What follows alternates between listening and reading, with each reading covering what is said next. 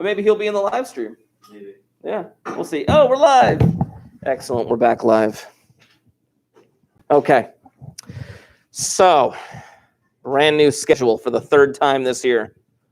Great. Yeah, I forgot to well, none of the people online, they kind of, hopefully you guys knew.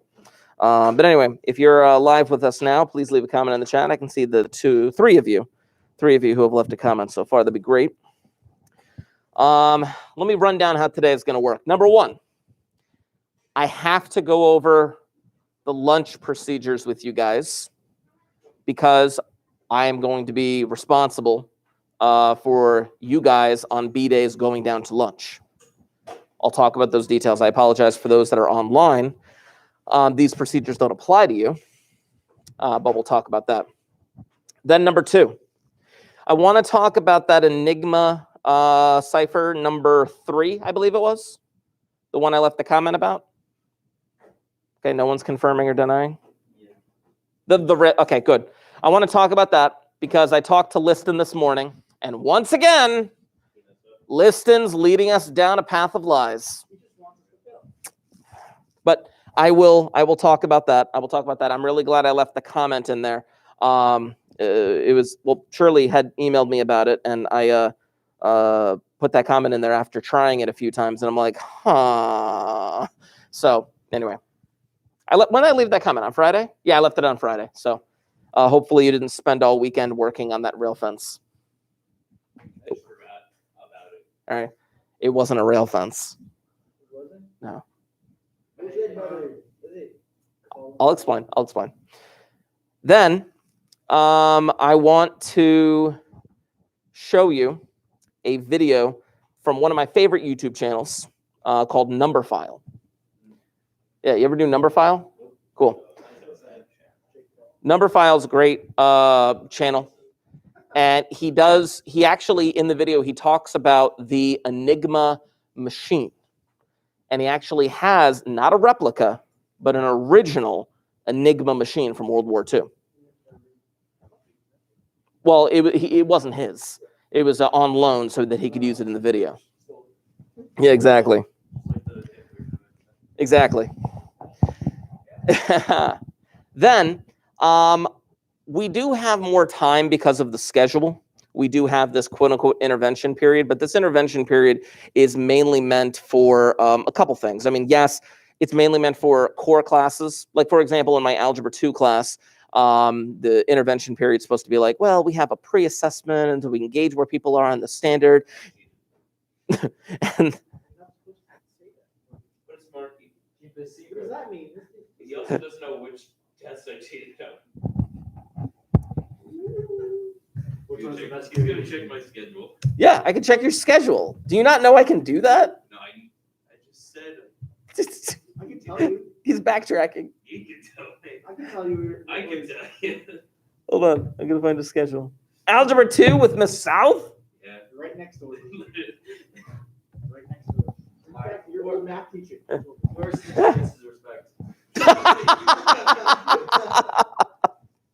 Anyway, goodness gracious. But yeah, that's what it's really meant for. It's meant for the core classes and like, knocking out a pre-assessment. And then mind you, the pre-assessment doesn't actually count. It's the pre-assessment supposed to determine whether or not you're working on enrichment or remediation. And then there's a post-assessment or some reason, I don't know.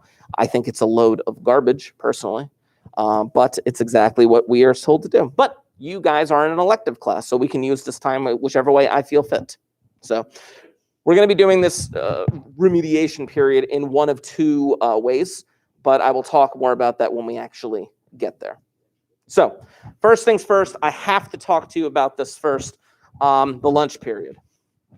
So we were given a bunch of emails at the last minute, per the usual, but I brought up one of these email. There it is, lunch protocols. I'll share my screen. Here we go.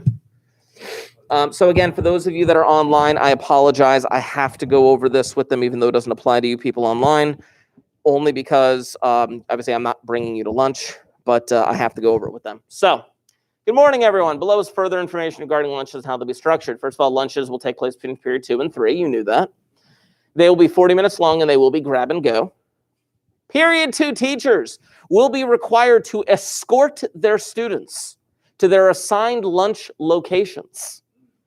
I will show you that document afterwards, but they have a link for the locations throughout the school that you'll be eating lunch. Please do not ask other teachers to escort your students to lunch. Odd-numbered classrooms will be escorted at 10:10, where even-numbered classrooms will be escorted at 10:13. We are an odd-numbered classroom. Yay!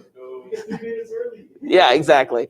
There will not be a bell for the 10:13 group. Please be prompt. Gym teachers will be responsible for extending the bleachers at the end of period 2 in both the main gym and gym 2. Outdoor locations, weather permitting, will be open starting on Thursday the 29th.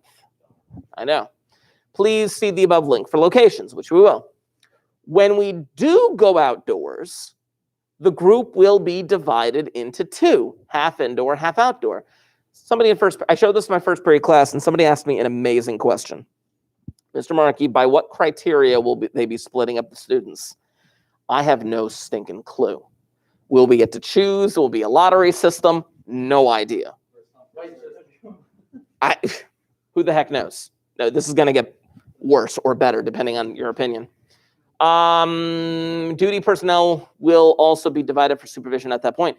Teachers on lunch duty, please stop at the library, get a walkie-talkie. I'm not on lunch duty, screw that. Students are to spread out to the best of their ability and are not allowed to walk around.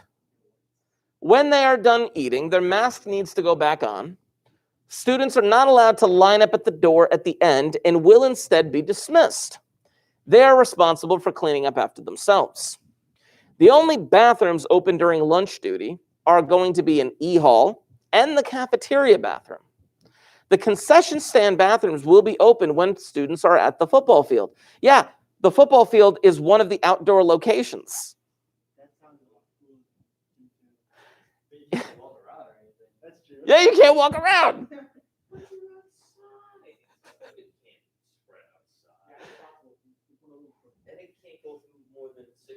Okay. E-hall bathrooms will be utilized under the tent location. Y'all seen the tent location? Yeah. Now here's, please write up any students walking around during lunch. Yeah, I'm going Guys, to write guys, everyone I so am much willing until to someone get suspended for writes me this. up. I'm gonna be honest. I want to have my permanent record filled with COVID violations. Thankfully, I don't have to cover lunch. Students are not allowed to switch between locations during lunch, and administration will review all of the lunch rules with students on the first day. Could you like get a pass to the janitor classroom or no? Yo, I No got clue. what I like. No clue? No clue. Like if you want to have lunch with like a specific teacher and they're taking that. I was No clue. talking a lot. I honestly have no idea. They haven't given us much in terms of information. So here are the locations. Now, these locations are interesting because, again, it depends on the day. Because here's the thing. You have a different second period teacher each day, right? Yeah. So you might have a different lunch location each day. So the lunch locations, this is a day, but cafeteria and the tent, gym 1 and the football bleachers, gym 2 and courtyard 1, which I'm assuming is with the koi pond, right? Yeah. All right, get this. Library and courtyard 2.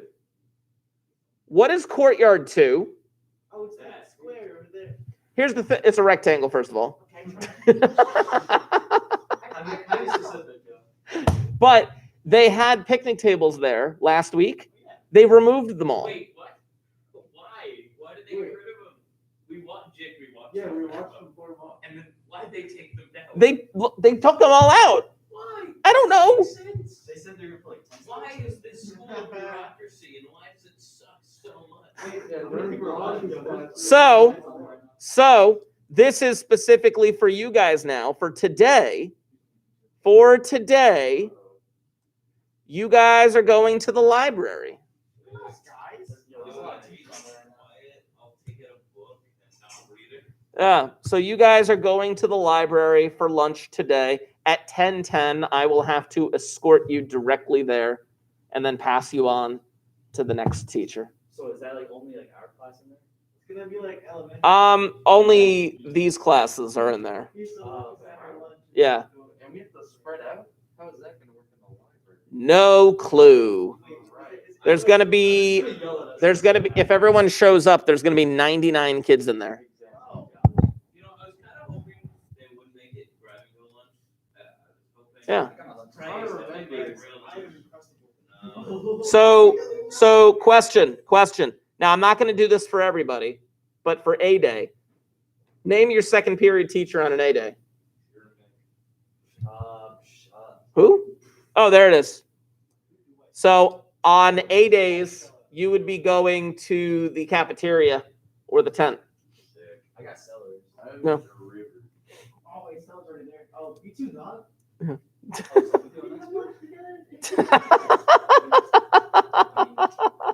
So yeah, that's what we got. Anyway, you can figure that out with your teacher tomorrow. Anyway, that's what's going on with lunch. So at 10:10, I will escort you all down, and we'll go from there. Wow. So let me go to the Enigma project. This is the rail fence cipher, the one that Shirley emailed me about, and I left a message for you guys. I went to Liston this morning, and I said, "Hey, Liston, bro." That's how we talk to each other. I said, "What's the deal with this rail fence cipher?" And he's just like, and this is what he says to me at first. He's like, "Oh, well, it's easy. You just got to use a 9." And I'm like, "You got to do 9 rails to get this thing done? Are you kidding me? I thought I tried all these numbers like from like 2 to 9. And he's like, "Oh, no, you just line it up like this." And I'm like, "Listen, that's not a rail fence cipher." And he's like, "Oh, yeah, you're right." And I'm like, "Okay." And he's like, "Well, you just line it up like this." And I'm like, "Well, I think it'd be easier if I just told my students what it really is. It's a columnar." I caught it right. That's your one for the day. Okay, guys. Yeah. Don't lose it. So, Don't lose it. so I'm going to walk you guys through the columnar. I'm going to do this one with you as a gift because what the heck, Liston?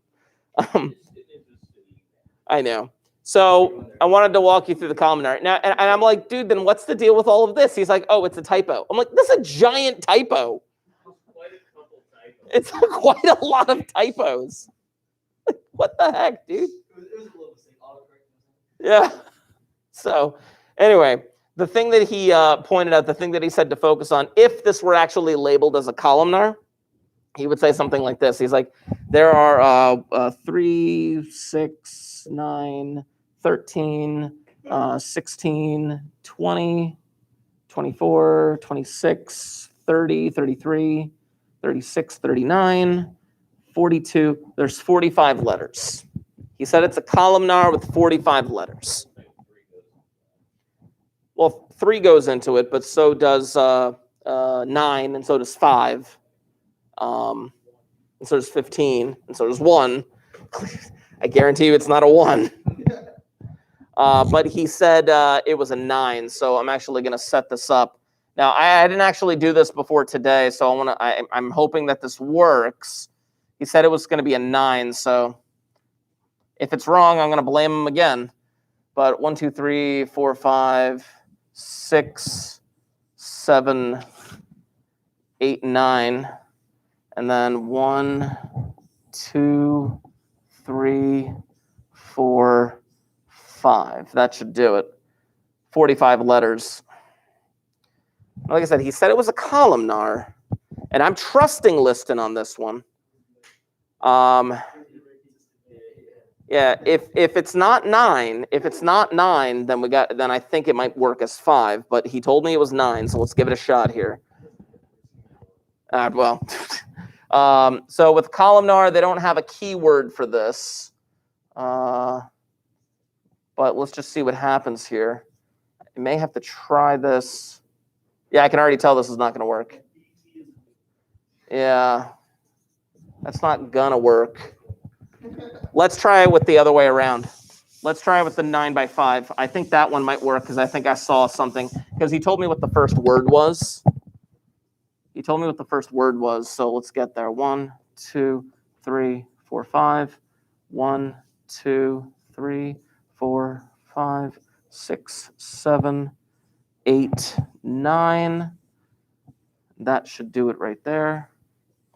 So BHAERTAPCLLRGNCNHHEEK O mode. There we go. O T Y T V E D C R O C P H E N E I S L. Yeah.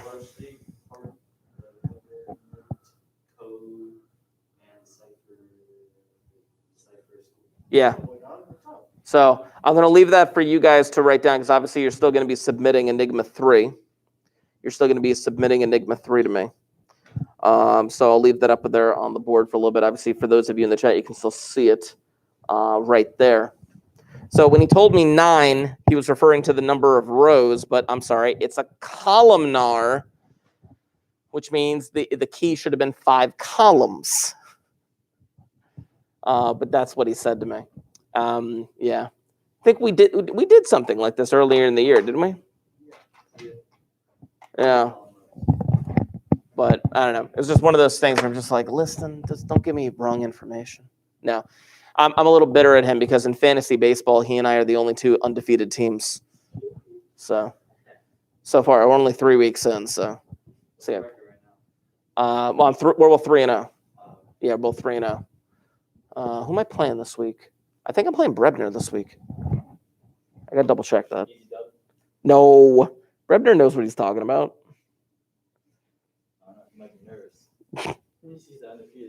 That's true.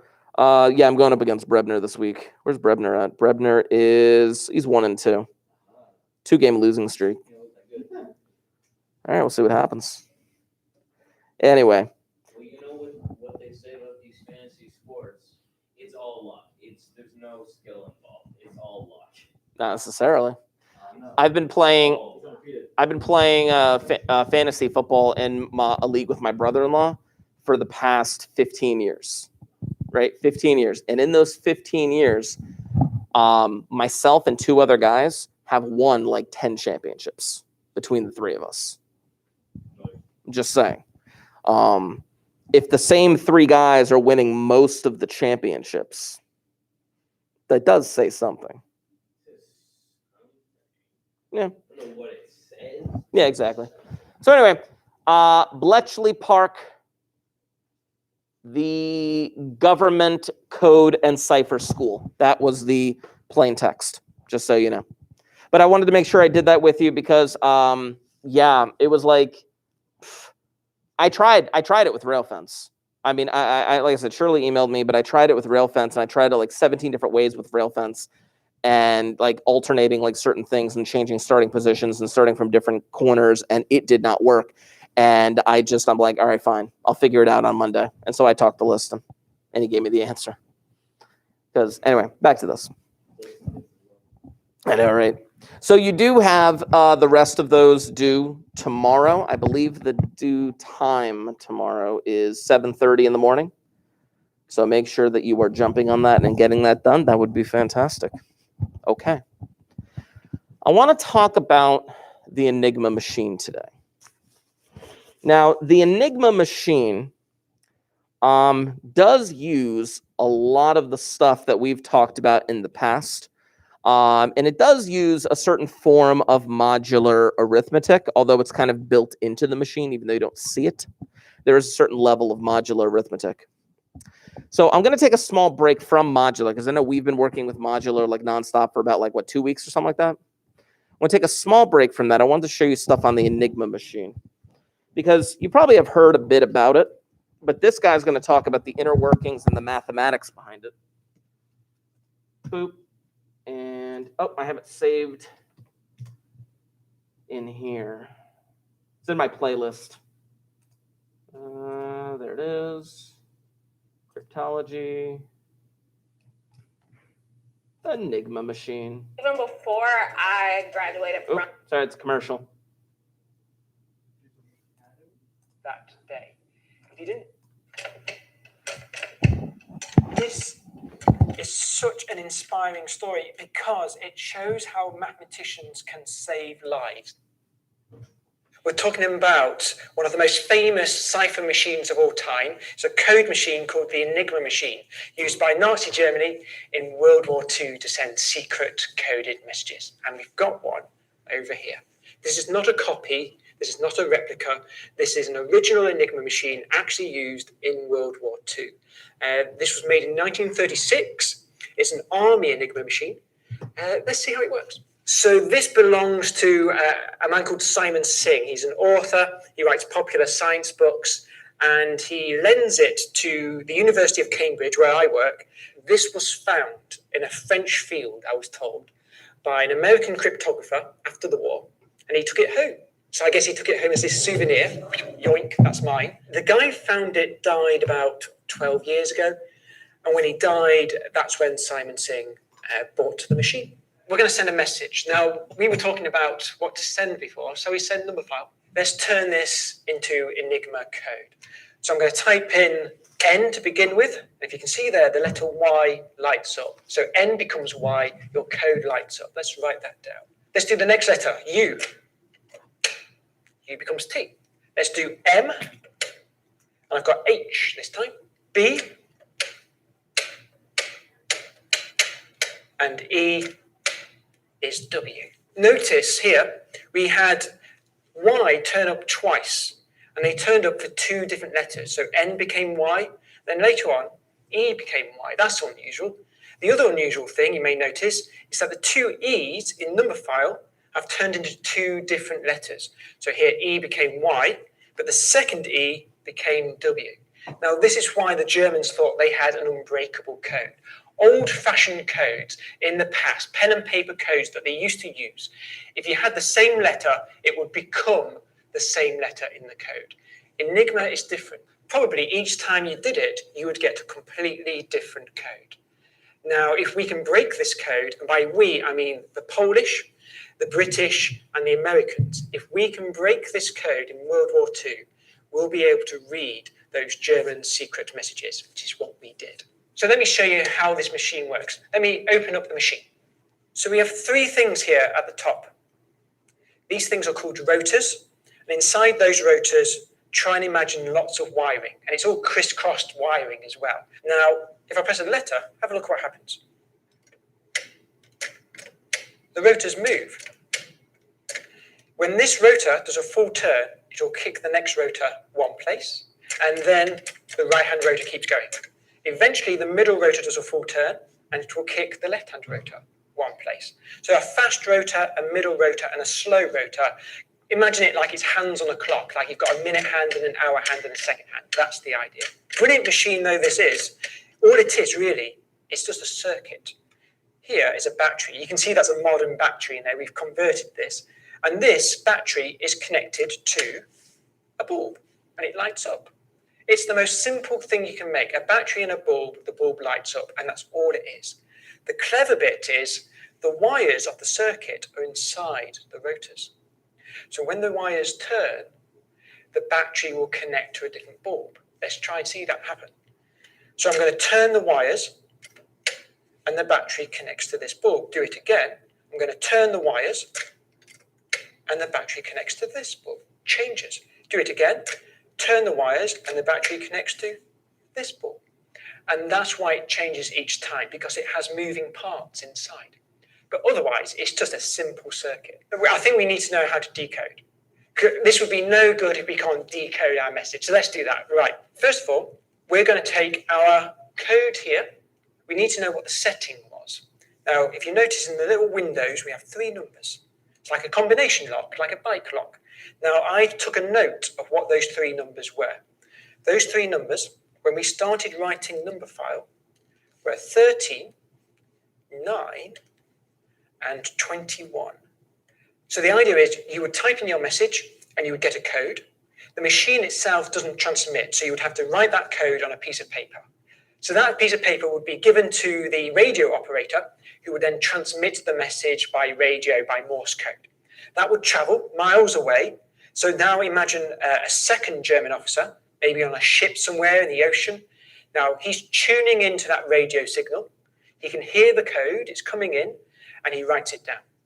Now this second officer will have an Enigma machine as well. His Enigma machine is exactly the same as the first one. So there's something I have to do. I now need to set these rotors to the correct position. So we've got this code over here, Y, T, H, M, Y, and whatever. Let's type that into the machine this time and see what happens. Okay, so we start with Y. Y becomes N. T becomes U. H becomes M. M in the code is a B. Y, I, F, and W, finally, is E. So each rotor has 26 starting places. In fact, these rotors come out and swap over. In fact, again, they had 5 rotors to pick from. They had a box of 5 rotors. You would pick 3 from a box of 5. And already we've got thousands of settings, and each one will produce a different code. So we're going to work out those combinations. So the first thing I said was we pick 3 rotors from a box of 5. In the first slot, you would have 5 rotors to pick from. Once you've picked that, in the second place, you would have 4 rotors to pick from. And in the final place, the third place, you would have 3 rotors left. And you multiply those numbers together.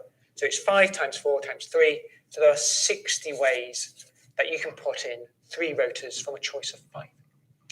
We have 26 starting positions for each rotor. So we have 26 choices for the first one, 26 choices for the second one, and 26 choices for the third one.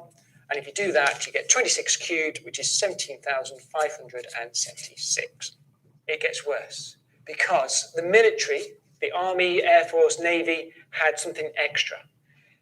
For commercial machines, if you were a bank or a business, you could buy an Enigma machine to use yourself to send your own secrets. But the military had an extra bit. They had this thing at the front of the machine. Now this is called a plug board.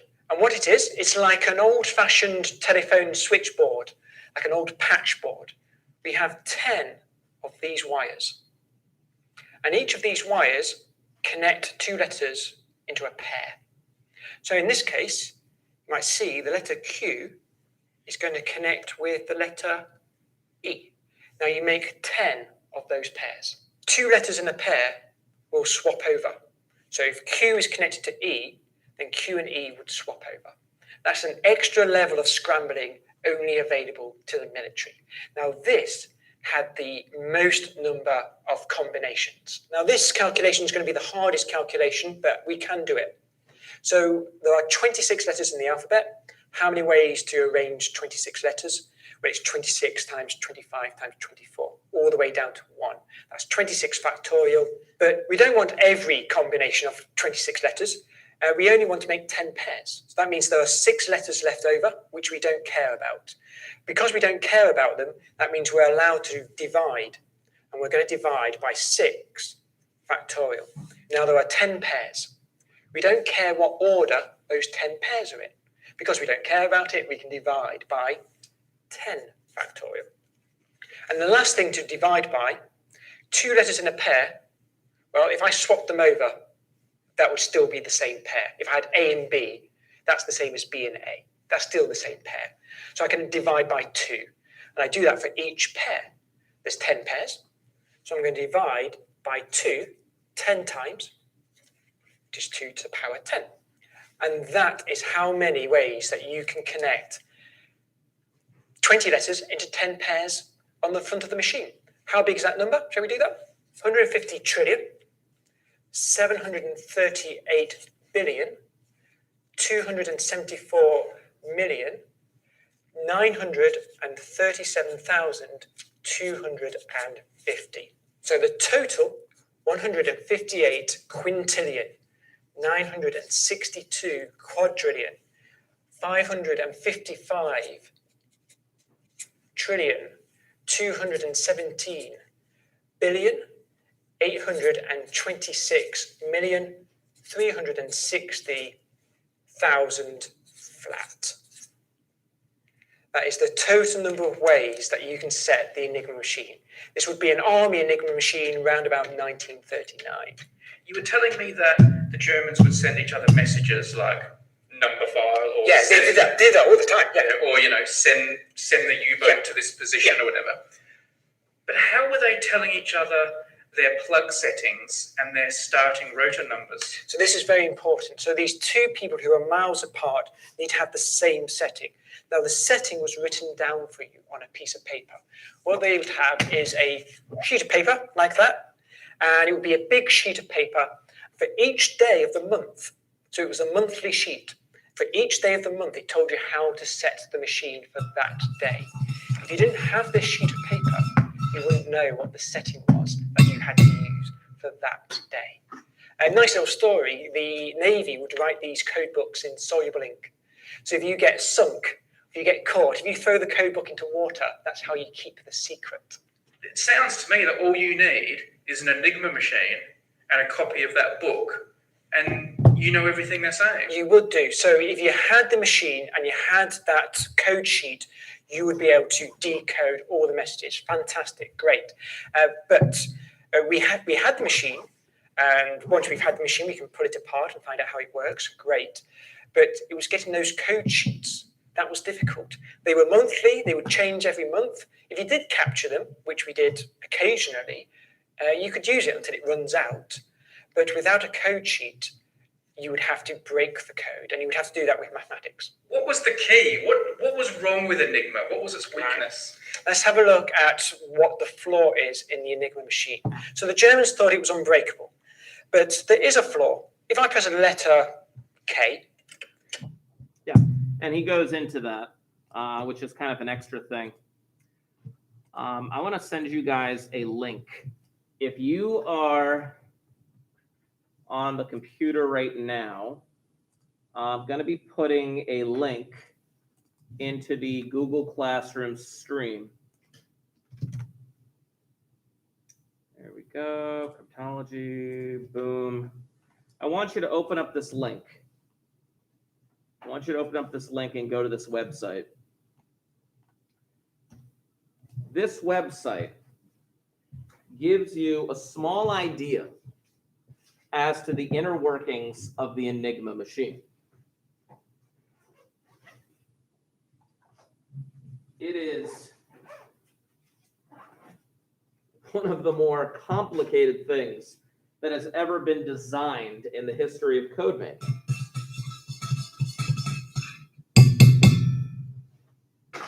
By comparison, we've talked a little bit about the RSA cryptology. RSA cryptology is simple compared to what this thing looks like.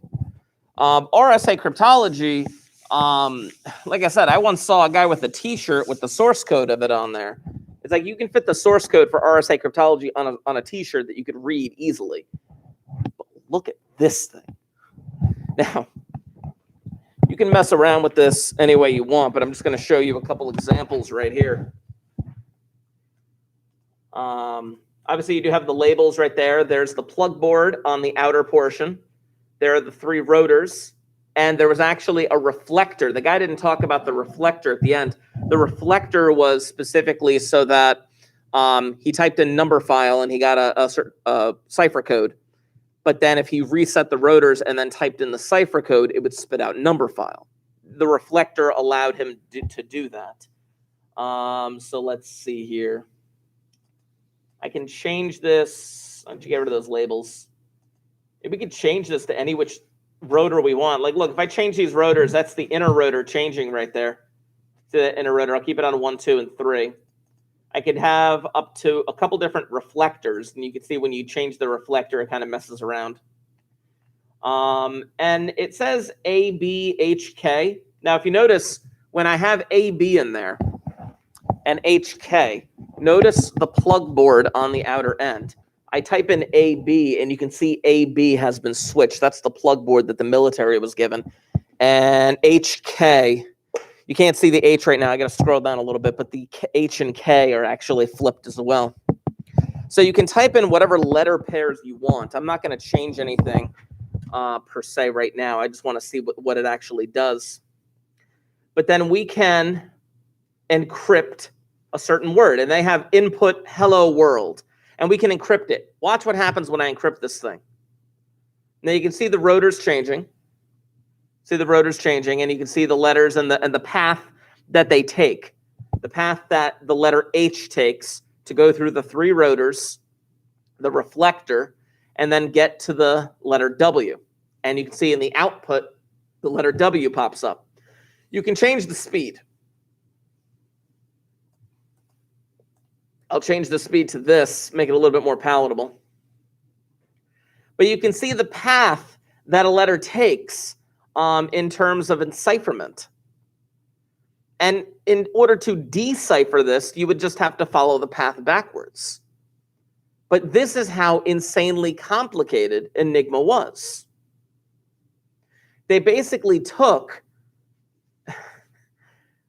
3 different mono-alphabetic ciphers, but they changed them to be polyalphabetic, and they added in all of these extra bells and whistles. It looked like a small box, but it was actually one of the more complicated ciphers in the history of mankind. And if you had one of those books, those monthly books, you could easily decipher it as long as you had an Enigma machine to do so. It's really weird, really fantastic like that. But of course, this is back before the age of computers.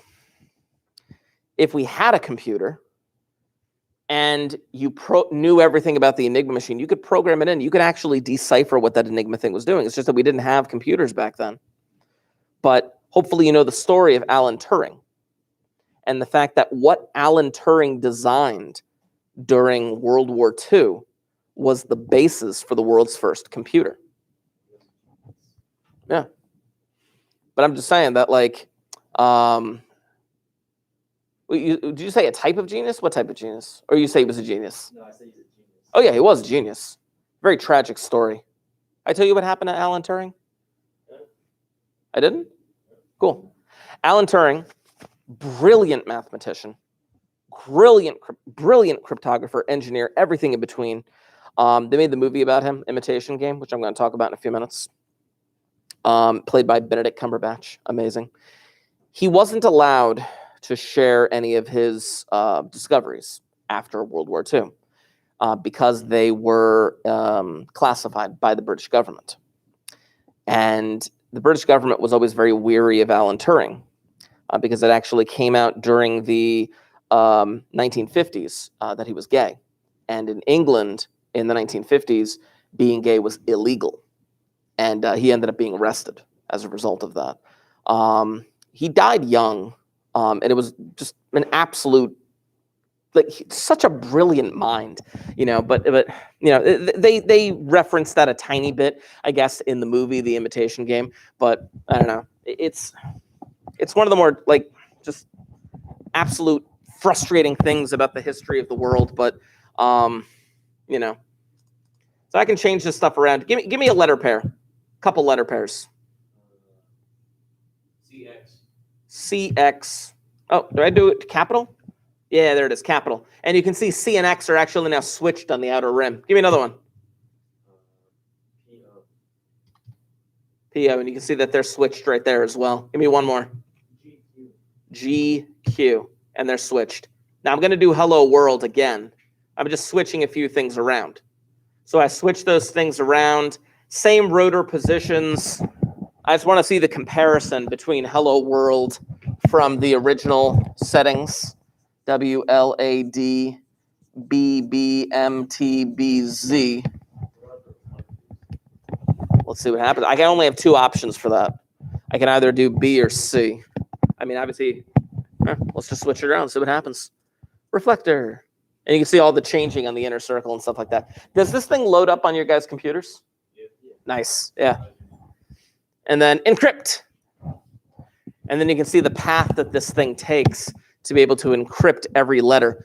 Now, obviously, this is happening instantaneously on the Enigma machine because those lights are lighting up. But you would literally type in the letter and then another letter would pop up. Hey, did you notice on the Enigma machine it was actually set up like a QWERTY board? That was pretty sick. I thought that was kind of cool. I didn't know they had QWERTY boards back then. Or maybe the Germans are the reason why we have QWERTY boards. I really don't know. That's actually pretty, I don't know. I got to think about that. But you can see the difference between just making those extra letter pairs and changing the reflectors. How everything kind of rotates around. It is just absolutely sick. Because it's like, they would have competitions to see how fast they could try to like break the German code. But like once they switched to this Enigma machine, man, oh man, it was insane. So, The Imitation Game. I don't know. Has anyone actually seen the movie?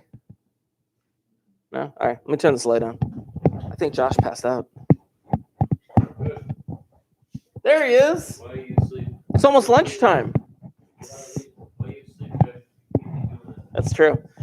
I don't know if you've seen The Imitation Game, but unfortunately, like I don't have a DVD copy of it. And I could easily just like purchase it online, but I wanted to see like, oh, well, I have all these like subscriptions, but I can't like, I can't just use one of my subscriptions. So I checked Netflix. It's not on Netflix. I checked Xfinity Comcast. It's not there either. I don't have that. But I did find it on one website, but unfortunately, and it's free. No, it's not on the dark web. It's free, but unfortunately, it does have like advertisements. P2B. Oh, I know. Yeah. So you can see there. I used a Korean website to pirate Joker. Pretty good movie. Okay. This one does have. Oh, hold on. Pause. There we go. Good. Now, obviously, if I'm going to be showing this on YouTube, I'm going to be losing some. I'm going to get slapped with a warning again, and then perhaps my YouTube page would be deleted or something like that. I don't want that to happen. So here's what my general plan is going to be. I do want to watch The Imitation Game with you guys. Now, this is also going to be part of an assignment. Because when we're done with this, not today, but I am going to be giving you a list of questions in regards to the movie, like very simple, straightforward questions. I mean, as long as you just watch the movie, it's not going to be like very detailed information. Like, what was the exact quote that the guy said at 40 minutes? No, I'm not going to do that. That'd be ridiculous. But it's going to be like very generic questions that you can answer. Now, we're not going to be able to watch this in one go. We're probably not going to be able to watch this in 2 goes. But this is going to be something that we are going to try and do over the course of the class period. Now, because of the extra 20-something minutes, this does allow us to do that, which is nice. Because I got through what I wanted to get through. And technically, if this were, we would have, 23 less minutes? Yeah, so literally, if this were a normal day, we'd be leaving in like 10 minutes. Put it back. So I would like to watch The Imitation Game with you guys. Now, for those of you online, for those of you that are on the live stream right now, I can't show the movie and be on this live stream at the same time. I know, I would totally be banned. So what I'm going to suggest to you guys online. Now, P2B is a free website. The only thing is, it does play advertisements. I think they said, every 10 to 15 minutes or something like that? The what? I don't know. I'm asking everybody. Whatever. So I'm going to say, if you can, go to this website. I'm going to put it into the Google Classroom stream. Sign up for an account. And what we are going to do is we are going to watch the first 30 minutes. We're going to watch the first 30 minutes in class today. So for those of you that are online right now, this is what I am going to do. I'm going to sign off on the stream and have you guys do that. Couple of reminders. You do have that pack of Enigma problems due tomorrow. So make sure you do get that done. We are going to eventually get to an assessment on modular. But I'm going to talk more about that on Wednesday. We're going to review on Wednesday, and then I'm going to give you the assessment online, of course, and you'll be able to knock that thing out for me. It'll be great. But meanwhile, like I said, I do want to watch the first 30 minutes of the Imitation Game. I probably should have said what they were watching, right? Yeah, I said watch the first 30 minutes of what? Yeah. Yes. I guess what the Enigma character is. Which one? The phase two. Yeah, you probably already know what it is. Yeah, it's very Yeah. Not phase one, right? no. Yeah. I don't remember what phase one was. Al-Kindi. Yeah. Save that one there. There was one other guy that could have been the enigmatic character from phase one. Were you the one that posted that one? You posted that one. Okay. The name was like a super long name. That was close. That guy was very close, but he didn't hit all the criteria. So it's all good. So I am going to sign off in the live chat, and I am going to say watch the first 30 minutes of the Imitation Game on 2B TV. And I posted that link. So I'm going to sign off on the live stream, and we'll do that from there. Click, click,